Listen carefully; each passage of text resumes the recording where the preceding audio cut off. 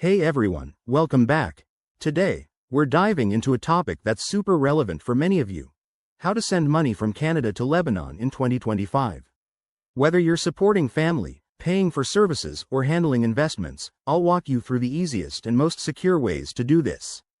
Let's get started. First off, with the advancements in 2025, digital transfers have become even more streamlined thanks to new regulations and tech upgrades.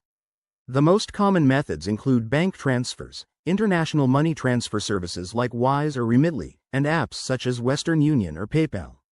Each has its perks, so let's break them down.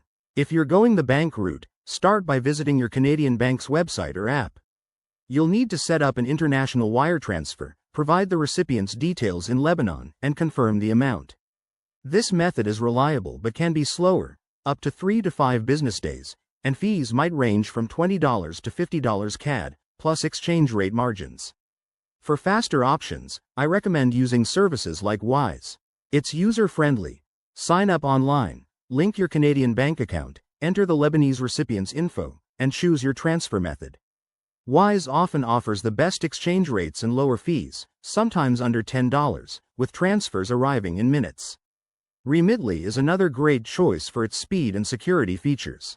Now, keep in mind the key factors for 2025. Exchange rates fluctuate, so use tools like Google Finance or XE to check current rates before sending. Also, watch out for fees. Some services charge based on amount or speed. Security is crucial.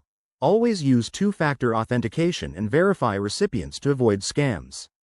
Before you hit send, ensure you're compliant with both Canadian and Lebanese regulations.